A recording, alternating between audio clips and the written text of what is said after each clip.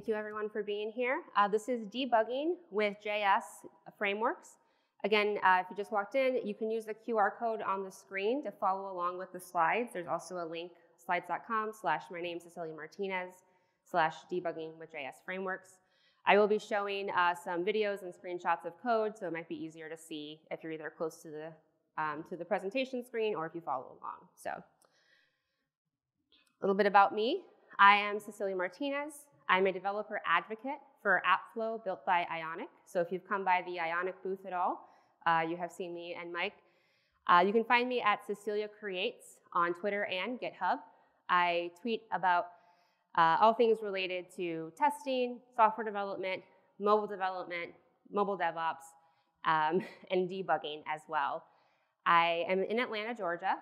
I've been here for 5 years, and it's my favorite city out of many that I've lived in.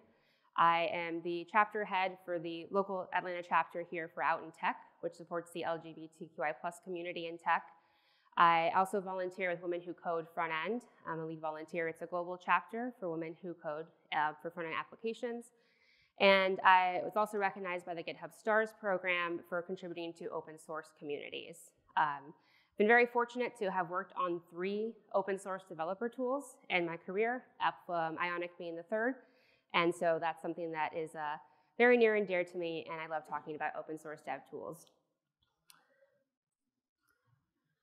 So I'm talking to you today about debugging because I wasn't always very good at it.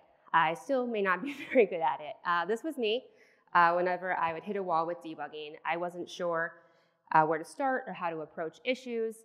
And I wanted to start off with a question, because who here was taught how to debug? So raise your hand if anyone ever sat you down and was like, this is what you do when you hit a bug, this is how you use the tools to debug, this is how you approach solving a problem. Okay, I see a couple hands, couple hands, yep. So I would consider yourselves very lucky. I did not have that experience. I really didn't know how to use any of the developer tools for debugging or know how to approach those problems. We do a lot of problem solving as engineers, but it's how to build, not necessarily how to fix.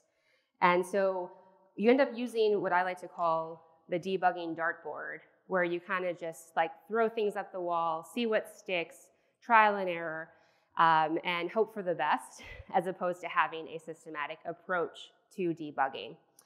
And it's really a shame that that's the case, because who here has debugged in the past week? Should see a lot of hands, yes, okay. And keep your hand up if you've debugged daily or multiple days per week. Yeah, and that aligns with what we see. So developers actually spend up to half their time debugging and maintaining software. We talk about that developers are more like mechanics, just keeping the engine running, versus architects building out new features and functionality. But we aren't really taught how to do it effectively. And debugging is very, very complex. It's complex especially because our applications have become more complex, especially on the front end. So if you think about an e-commerce application and you think about an add to cart button, you click add to cart, you expect that item to show up in your cart. If that does not happen, these are all the potential things that your application could be doing from that single click. The event listener, the event handler, maybe you have a loading state that shows a spinning wheel while it's adding, send out a request to your backend. Maybe you're updating a database or you're checking a third-party microservice to see if that item is available still because it's going through a vendor. You send it back up to the front end. All of these things that could take place from a single button click is additional area that you have to cover if something goes wrong. So if we click the button, add to cart doesn't work, this is a lot of area to cover in order to determine, okay, where is my actual bug, right? So our front ends have become, our applications have become a lot more complex from a single user interaction. When you're working with frameworks like React, Angular, Vue, Svelte, Ember, whatever else that people like to use, this adds even more complexity. So your code actually kind of looks like this, because you have event emitters from your button up to parent components. You may be dispatching an action using a state management library to your store in order to set that loading state. You have maybe using a lifecycle hook in order to send that async fetch request to your API, and you have to ensure that that resolves correctly. So debugging becomes even more complex. It's not just the code of your actual application, it's how you're interacting with the framework where things could go wrong. So debugging is hard. We have a hard time with it because of this complexity. And that can really be a shame, because if you get good at debugging and you learn to enjoy it, it's really a superpower. I had to learn how to love debugging, and when I did that, and I talked to people who were good at debugging, I spent a lot of time talking to developers about their debugging process, I found that debugging helps you really understand your application better.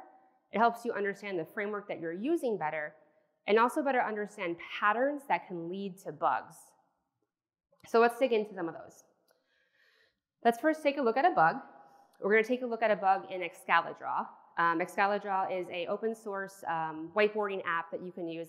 It's an example of a complex web app because everything is happening in the front end. Allows you to draw shapes, type, things like that. Has a hand-drawn look and feel. Anyone here ever use Excalidraw? A couple hands. Okay, so I found a bug in Excalidraw. It was already an open GitHub issue.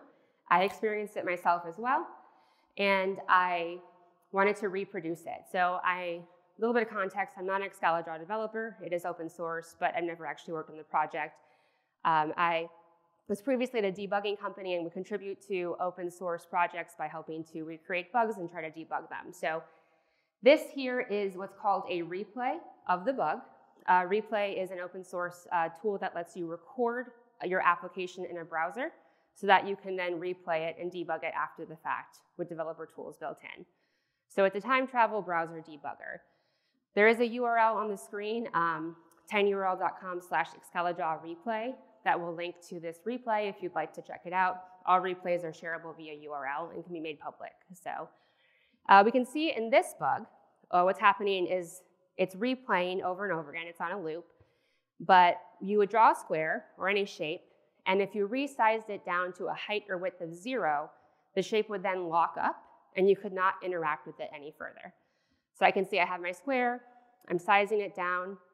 As I'm getting close to 0, it locks up, and I can no longer stretch it back out. So what we're seeing on the screen is the recreation, the replay of what was happening in the DOM at the time the bug occurred. So, how can we approach debugging this? One of the first things that I always do is take a look at logs. So took a look at the logs. So the replay actually has debugging tools built into it. So it has the console of everything that emitted during the recording. You have your elements to inspect your HTML, CSS. It has React Dev tools, and it has the network requests as well. So I can take a look at the console and see, were there any error messages that happened during this recording? And there are some, but nothing related to resizing, nothing that seems to be helpful. And that's kind of the issue with logs and error messages. They're really dependent on you anticipating problems and having logs in place when something does go wrong. Especially with JavaScript applications or using frameworks, a lot of the frameworks don't necessarily have very good best practices for built-in error handling in order to actually bubble those logs up to the surface. So a lot of times you'll take a look, the console is perfectly clear, white, looks like nothing's gone wrong, but your application is like not doing what it's supposed to do. And that's what we can see here. So really logs only provide information after the fact.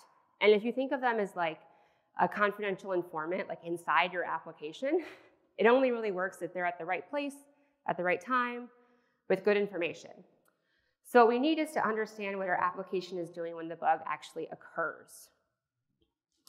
And that gets to our first point here, which is that debugging can help us better understand our application.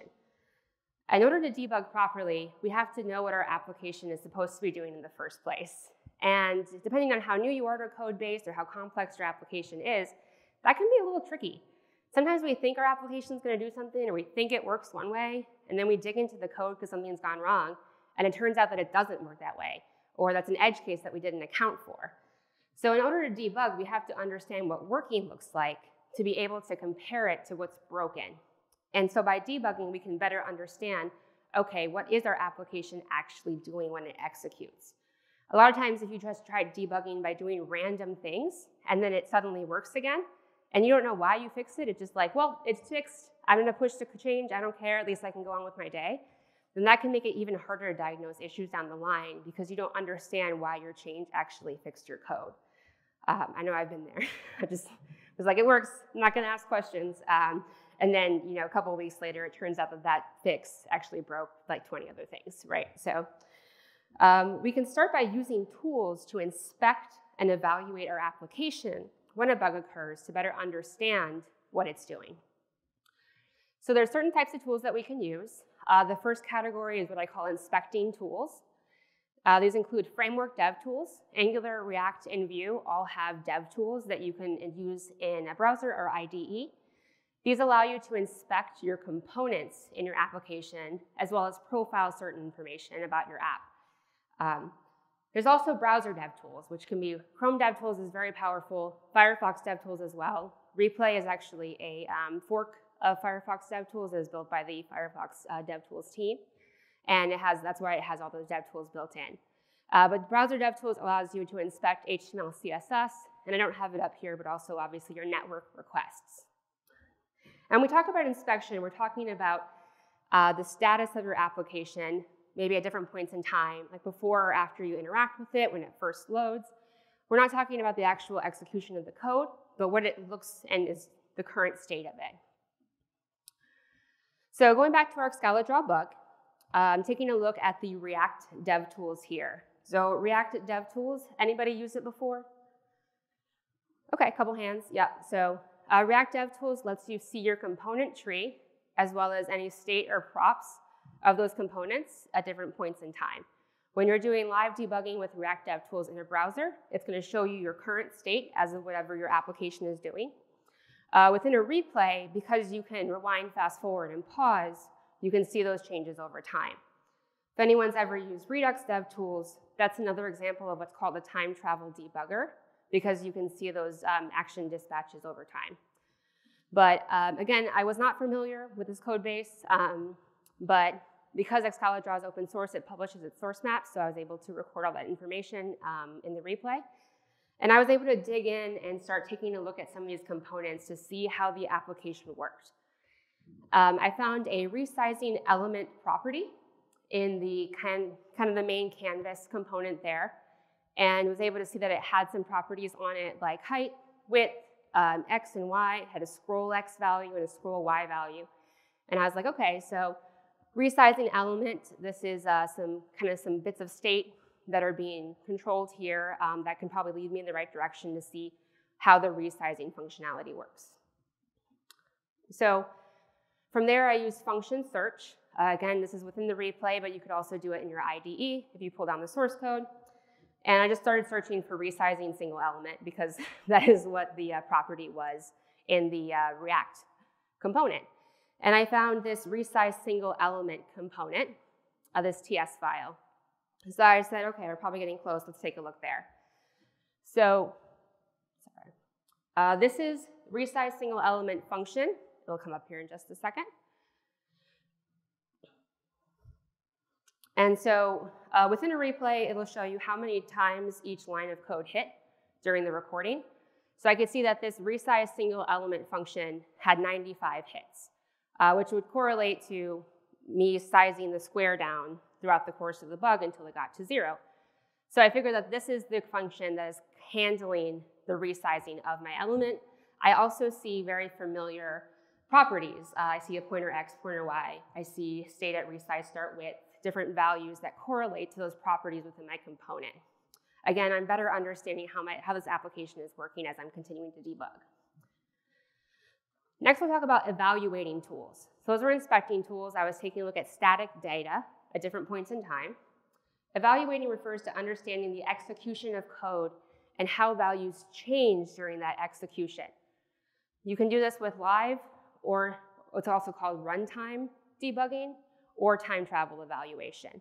So if you're using it live or runtime, it's going to be things that you see like breakpoints, adding console logs and restarting your application.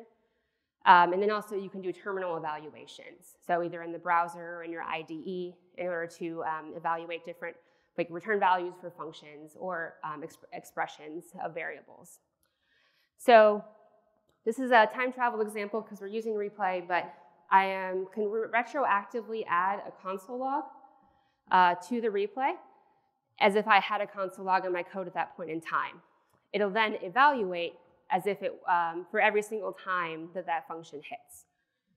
So in this case, I'm in my resizing single element function, and I want to know what just element new width is. That's a variable that I can see, and I'm curious if that's going to be the one that updates. And I add a console log, and I can see that it logs every single time that 95 executions of that line.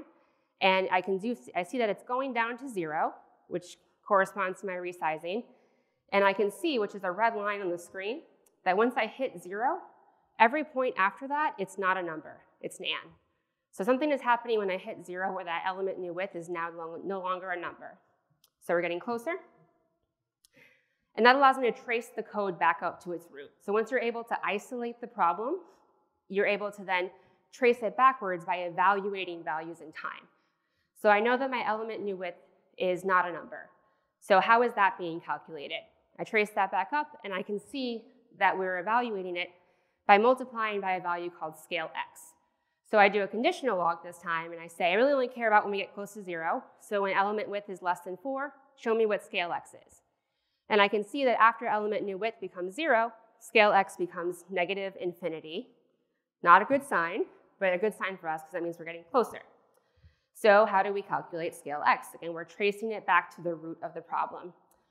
So once I'm locked in on a point in time, and in replay, I can actually hover over the variables and see what their values are at that point in time. So scale x, I am dividing by a value called bounds current width. When I'm paused in at that moment, I can see that bounds current width is 0. So math does not like it when you divide by 0.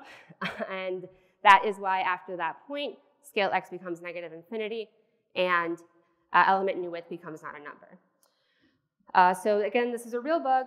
I really was my goal here was to just provide a reproduction and see what context I could provide. But I was able to add a comment on that line of code and say, hey, you're dividing by bounds current width, it becomes 0. That's where the bug is coming from, and they were able to push a fix the next day to resolve it. So by using my inspecting and evaluating tools, I was able to essentially just learn how this code base worked, at least one tiny part of it, in order to be able to debug it and become a better contributor. Debugging can also help us better understand our frameworks, so the frameworks that we're using to develop. Let's take a look at a Vue app now. So we're just taking a look at React. Let's take a look at Vue. This is just like a demo kind of resource library that I put together to teach myself Vue 3. I have Vue DevTools open on the right-hand side. Vue DevTools works a lot like React DevTools. It's a little prettier, in my opinion. But you can see all the values that are happening in your setup function as well as your component tree. And it does update live. So as I am typing in values on the form, you can see the properties changing, the value of the properties changing in DevTools. So I can literally see the immediate interaction between my properties and the application itself. Vue DevTools also provides a timeline option. This is called Profiler in React or Angular DevTools. And a timeline shows change detection, it shows components being rendered, it shows things happening over a period of time in order to understand how Vue is taking the code that you've given it and actually rendering your application. So I was taking a look at timeline, and I noticed that so these are kind of resources about Cypress. I used to work at Cypress and run a little library for it. And when you upload a single card, all of the cards re-render. So I'm uploading a single one, and then all of a sudden in the timeline view, I can see my app resource card component renders, like every single one renders. That's not super performant. If I have like hundreds or thousands of elements on my page, I don't want everything to re-render when I interact with one of them. So I wanted to better understand why that was happening. And I could use the debugging tools that I have in order to better understand that relationship between my code and the framework. So Vue actually provides some component debugging hooks that you can use within your code. One of them is onRenderTriggered, and it provides the event object that you can then use I decided to just throw a debugger statement in my code here for when onRender triggered. That way I could just pause the execution live. It works like a breakpoint, essentially it just stops everything. You could also log the event, you could interact with it in some way, you could evaluate it and then proceed if it makes sense. But in this case, I just wanted to pause and see what was happening. All right, so here's another video, and I have my debugger statement. So it pauses when I hit my upvote because that did render a trigger, or triggered a render.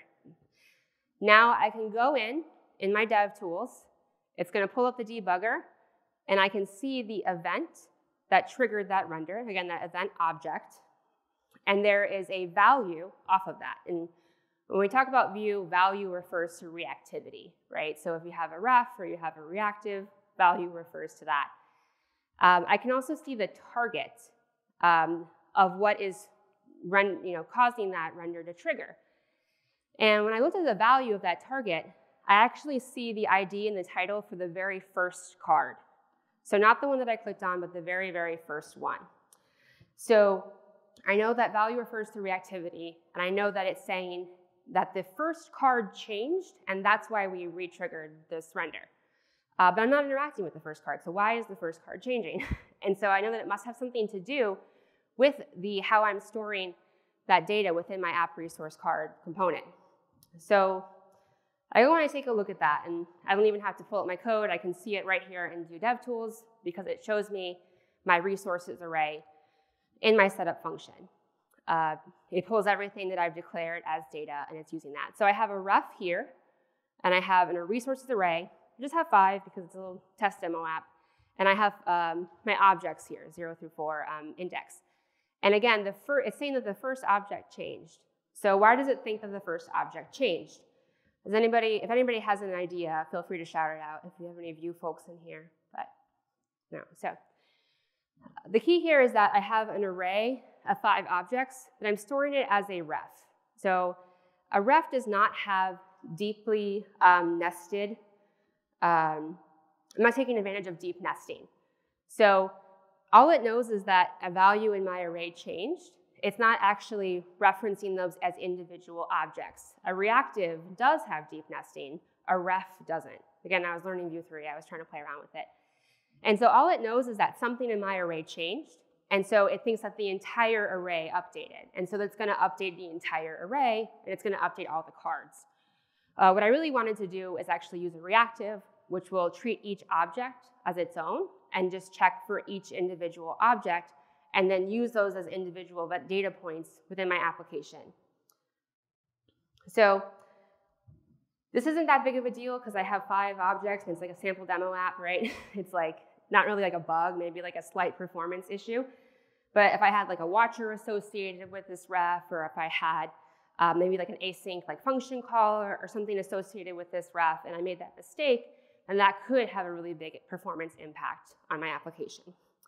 So by using the debugging tools that I have, in this case timeline, and then inspector to view my setup function, I was able to better understand like what Vue was doing with my code. So what happens if we actually have an issue with the framework execution itself? At this point, we have 2 layers of abstraction, right? We have the code that's actually running in our browser, HTML, JavaScript, and CSS. We also have the Vue code that we have written that Vue is then executing for us. Then there's the code that like Vue itself is running, right? The framework authors of Vue, the code that they have written. If something is not happening the way that you understand, you expect, you've read the docs, you're like, why is this doing what it's doing?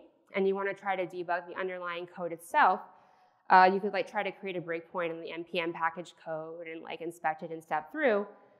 But another nice thing about using the time travel debugger in the browser is that it records every single thing that happens in the browser, including, if you're in a dev environment, the Vue execution or the framework execution of your code.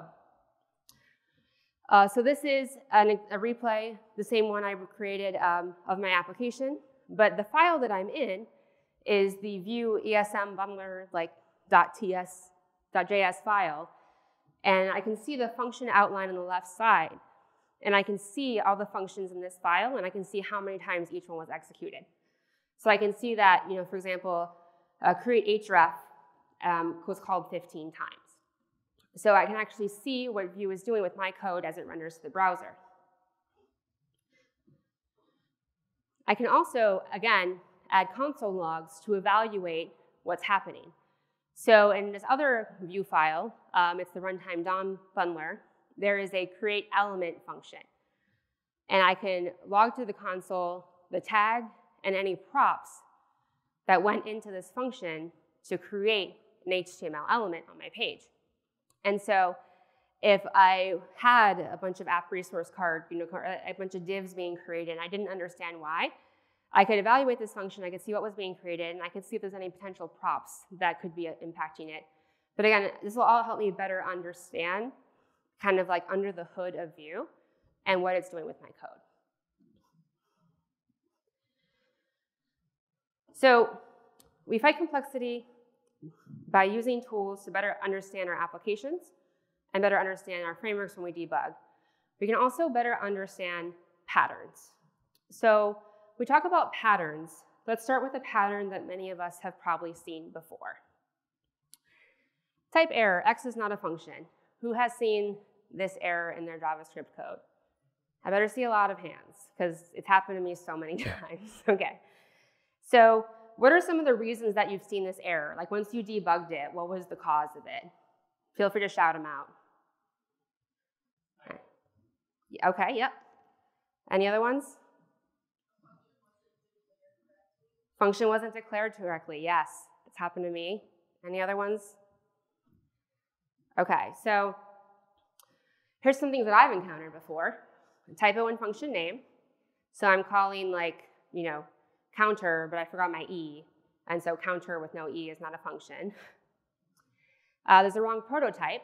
So I'm trying to use a prototype method for a string, but it's an array or vice versa. And I forgot like the difference between slice and, and trying to like push and the wrong prototype.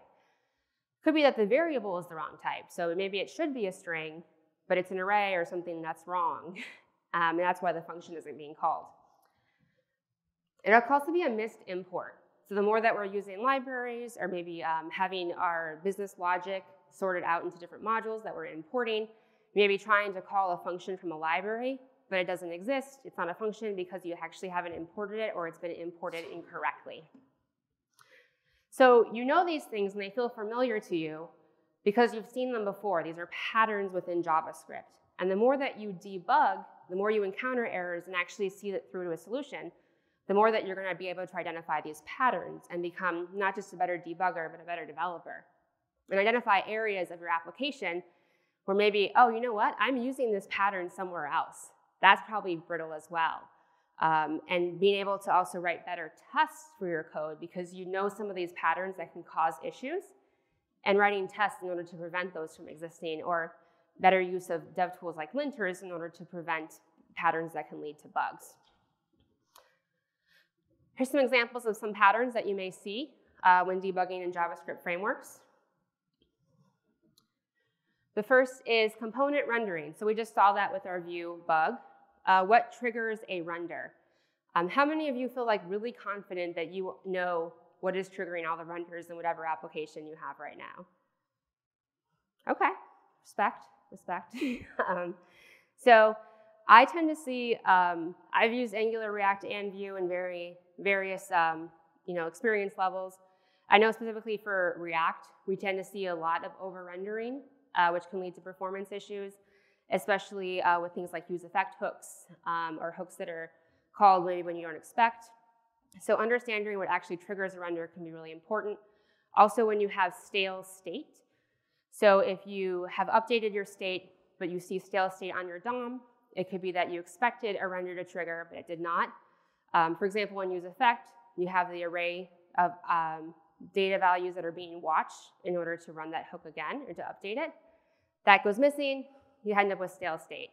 You may also have race conditions that would trigger or performance like optimizations that will prevent a render from triggering when you actually do want it to trigger in order to show your most recent state. So speaking of state, another pattern, a lot of issues with state management, right? So when I see a lot is multiple sources of truth. So having component state and then global state, if you're tracking state in multiple areas. Another is also updating state from multiple areas or having logic occur in 2 different places instead of 1. Accidental mutation. So I used to work with Mark Erickson. He's on the replay team. He's also a core maintainer for Redux and RTK. And I asked him, what's the biggest bug that you see with state management? And he was like, accidental mutation. So this is when you don't realize that you're actually altering a variable. It could be that a function is actually mutating the original value. A lot of prototype methods will alter an original array versus not. So understanding those differences and also within your state as well. There's also error handling. So we talked about how a lot of the JavaScript frameworks and JavaScript in general may not necessarily have built-in best practices for how you're handling errors. So if you're not bubbling those up to the surface, you have silent errors. Or if you're also not passing errors from different areas of your application. I know I have been personally victimized by status OK coming back on my API, but then there's an error message in the object, in the body. And that one hurt. Once I finally went back and actually checked the object and realized that it was not OK. There was an error on my back end after I had spent hours debugging my front end because it couldn't have been my API. My API was good. So making sure that you're actually passing errors to the different parts of your application appropriately. All right, so we got one more bug to look at. This is another React. We're going back to React, and we're taking a look at replay. So this is a replay of a replay. So that's why it looks kind of confusing. Again, you can follow along at tinyurl.com/Redux replay. This is the first bug that I fixed when I started working on the replay application. It is a React it's a Next.js app, and it also uses Redux for state management. So this is the bug that was recorded. I did not record the replay. The person who submitted the bug did. And we are taking a look at viewer mode. So this is actually what's happening in the DOM of the replay.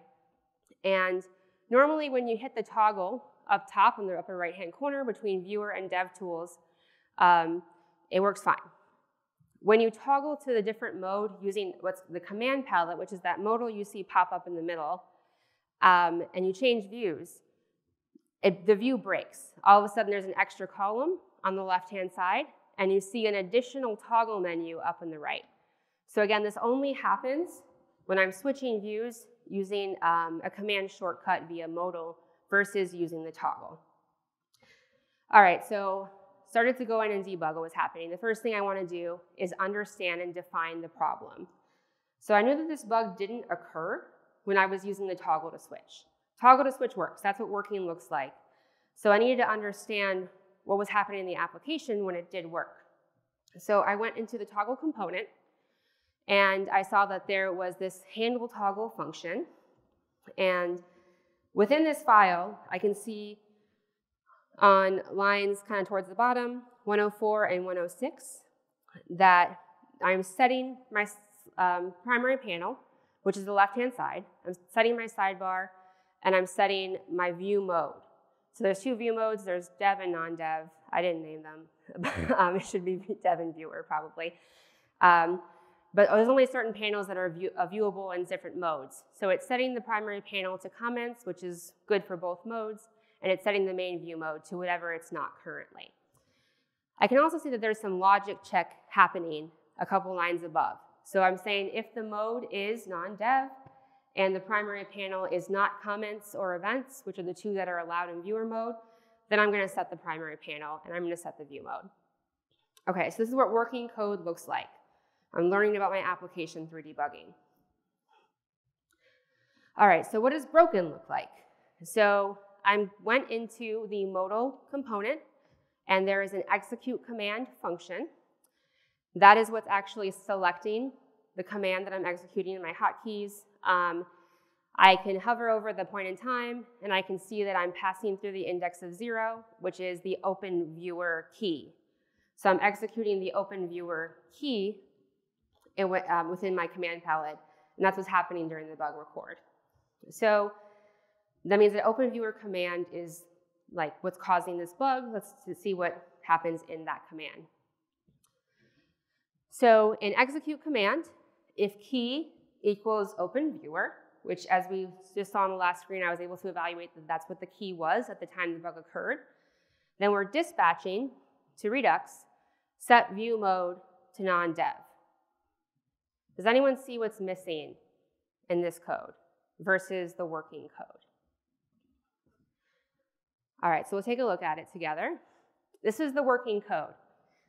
If mode equals non-dev and the panel checks is not comments or events, then we're going to set the primary panel and we're going to set the view mode. When I execute it via my modal, I'm dispatching set view mode only to non-dev. There's also no logic check of my side panel. So what's happening is when the bug occurs, it's not updating the left panel. It's not checking what my current left panel is if it's something that's allowed in this mode.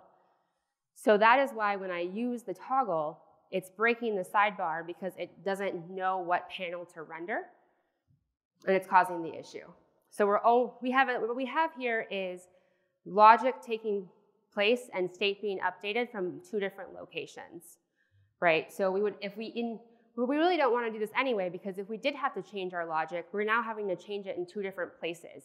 And if we had another way to change a viewer, maybe I don't use the modal, maybe I have a keyboard shortcut that doesn't bring up the modal at all, or maybe in the future I have like maybe a URL that will go to a certain view that does not interact with any of the UI whatsoever. It's just set maybe via a query parameter. I may not be able to access this logic or have to update it in the third or fourth place. So what we really want to do is make sure that regardless of where the view change originates, we have the same logic and we have the same dispatch one time, one place only. So that's what the fix was. You move the panel selection logic from view toggle into its own set view mode action. And then no matter where you dispatch that from, you're dispatching a single action, and the store itself is handling that logic within the action before changing the view. All right, so I like to say maybe the real treasure was the bugs we fixed along the way. Like I said, when I first joined the Replay team, it's been about a year. Now I'm at Ionic, but I'm still a community member for Replay. I was not good at debugging. I talked to a lot of developers about their debugging process. I was like, let me just watch you debug some things, see how you use your tools. And it really helped me to see the value of debugging, because not only did these people who are good at debugging really understand the tools, but they understood their applications. They were able to find bugs really quickly because they had seen so many things before and all these patterns.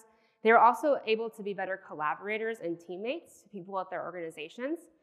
And a lot of them are actually really good open source contributors. So that's because they're able to really navigate their way into a new code base quickly by understanding and identifying these patterns. So if you take away one thing, hopefully it was more than that, but I encourage you to embrace bugs intentionally with a learning mindset. You know, throw out the dartboard. You're going to spend half your time debugging. You might as well learn to get good at it. Find opportunities to debug. I encourage you, if you aren't involved with open source, there's a lot of great ways to contribute that aren't necessarily code changes. You can go in, you can try to reproduce bugs.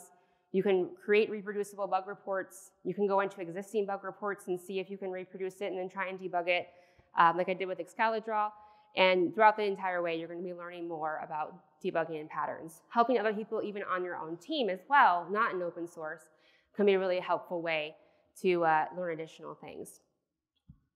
So thank you again. You can use the QR code on the screen to grab the slides if you'd like to reference any of the replays or the links that we shared. And you can follow me at Cecilia Creates. So, happy debugging.